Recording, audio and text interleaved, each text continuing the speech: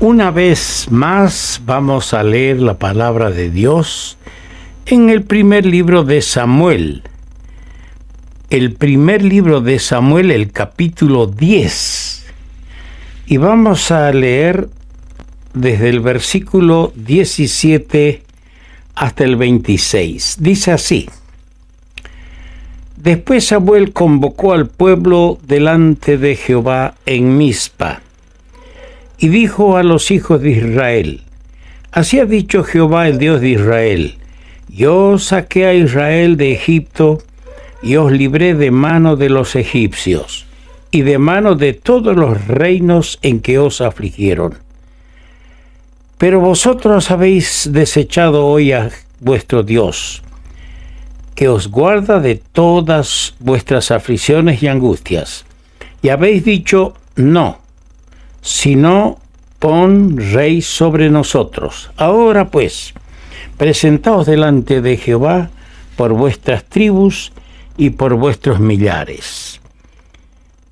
Y haciendo Samuel que se acercasen todas las tribus de Israel, fue tomada la tribu de Benjamín, e hizo llegar a la tribu de Benjamín por sus familias, y fue tomada la familia de Matri, y de ella fue tomado Saúl, hijo de Cis. Y le buscaron, pero no fue hallado. Preguntaron pues otra vez a Jehová si aún no había venido allí aquel varón. Y respondió Jehová: He aquí que él está escondido entre el bagaje. Entonces corrieron y lo trajeron de allí, y puesto en medio del pueblo desde los hombros arriba, era más alto que todo el pueblo. Y Samuel dijo a todo el pueblo: ¿Habéis visto al que ha elegido Jehová, que no hay semejante a él en todo el pueblo? Entonces el pueblo clamó con alegría diciendo: ¡Viva el rey! Samuel recitó luego al pueblo las leyes del reino y las escribió en un libro, el cual guardó delante de Jehová. Y envió Samuel a todo el pueblo, cada uno a su casa.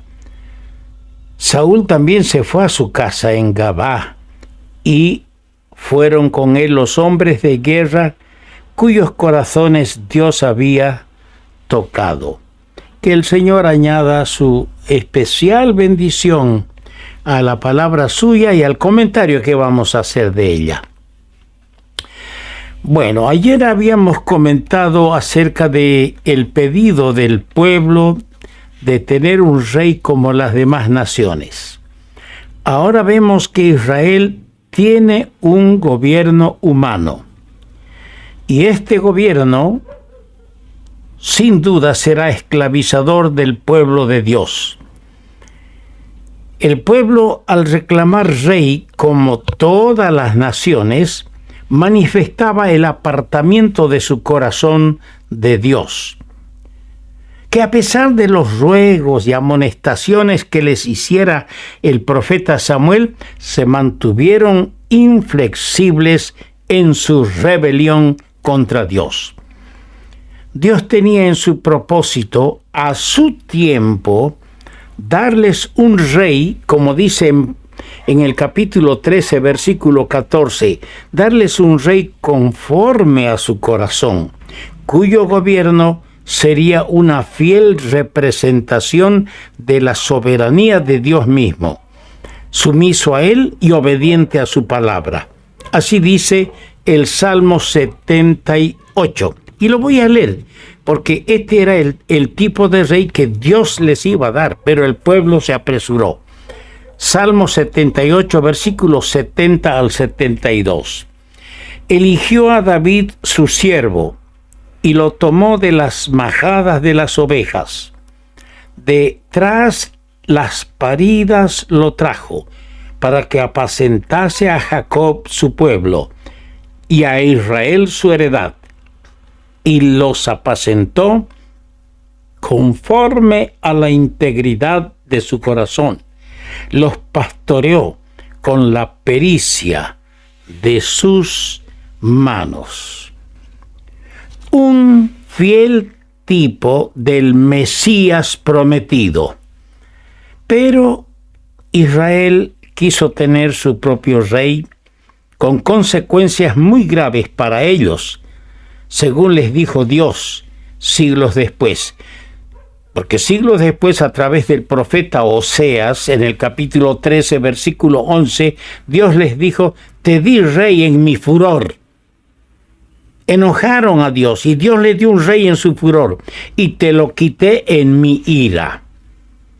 El pecado de ellos se ha repetido con contornos más graves en el cristianismo. Pronto los hombres perdieron de vista a Cristo, la cabeza glorificada de la iglesia. Estamos haciendo una relación, haciendo una comparación. Israel no quiso la teocracia y quisieron ser como las otras naciones, con un rey que los explote, que los exprima, que los esclavice. Lo mismo ha hecho la iglesia. Cristo es la cabeza de la iglesia, dice en Efesios capítulo 5, y los hombres desecharon la cabeza glorificada de la iglesia, que es Cristo, y el gobierno humano. Los hombres ocuparon el lugar de Cristo.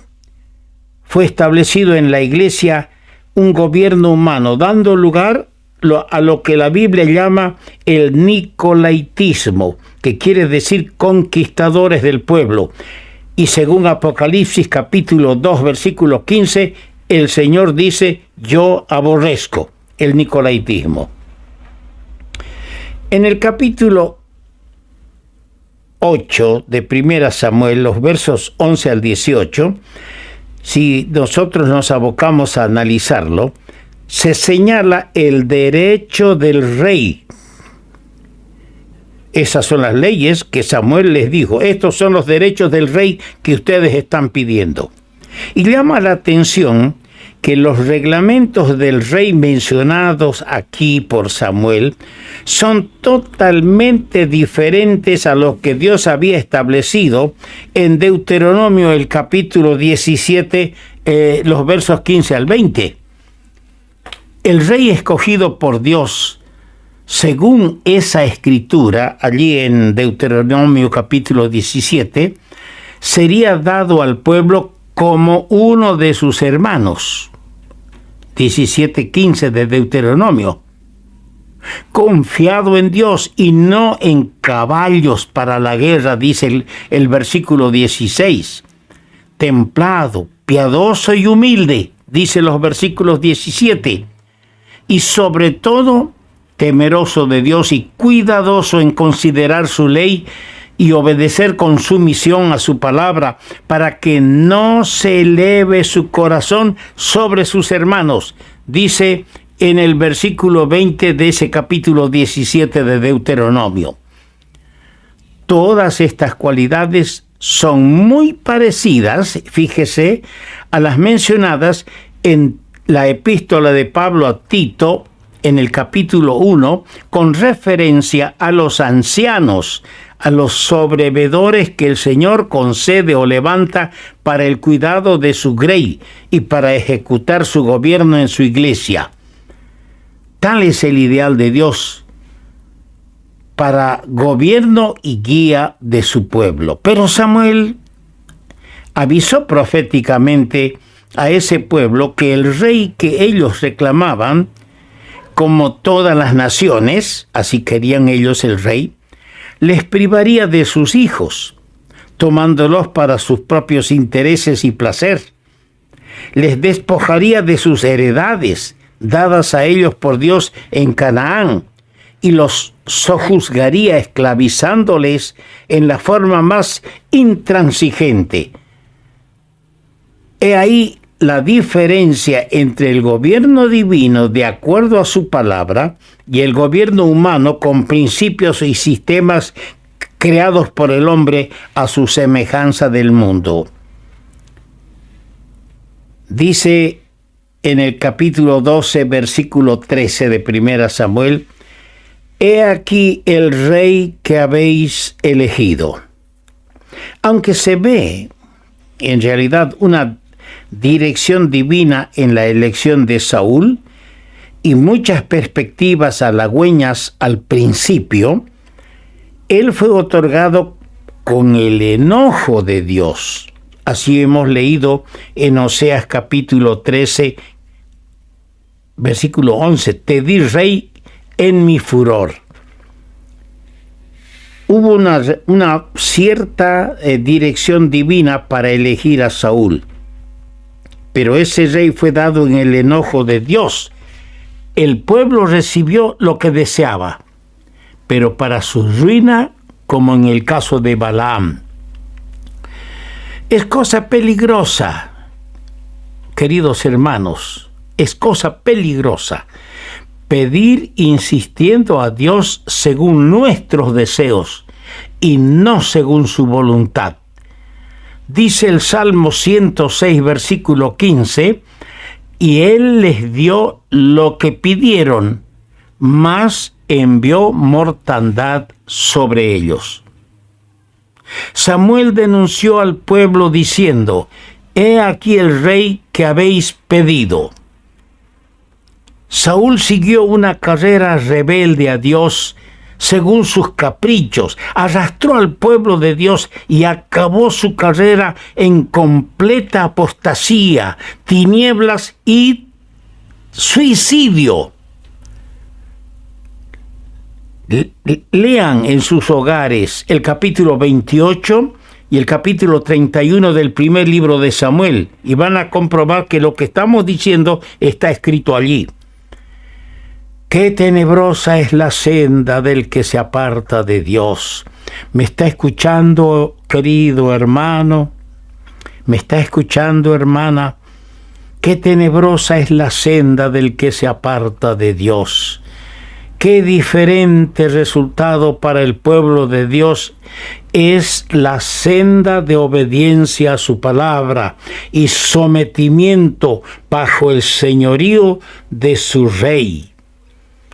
Qué bueno sería que nosotros leamos la palabra de Dios. Por ejemplo, en el Evangelio de Juan, el capítulo 14. El Evangelio de Juan, el capítulo 14, versículo 21 al 23. El que tiene mis mandamientos y los guarda, ese es el que me ama.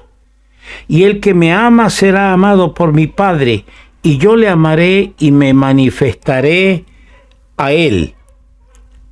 Le dijo Judas, no el Iscariote, Señor, ¿cómo es que te manifestarás a nosotros y no al mundo? Respondió Jesús y le dijo, el que me ama, mi palabra guardará, y mi Padre le amará, y vendremos a él, y haremos morada con él. El capítulo 12 de este mismo Evangelio, el versículo 26, dice, si alguno me sirve, sígame, y donde yo estuviere, allí también estará mi servidor. Si alguno me sirviere, mi Padre le honrará. Oh, queridos hermanos, qué triste fue la historia del pueblo de Israel. Rechazar el señorío de su Dios. Rechazar la teocracia, el gobierno directo de Dios sobre ellos. Pedir un rey conforme a las naciones. Qué triste es cuando la iglesia quiere practicar y hacer lo que hace el mundo, lo que hace la gente alrededor.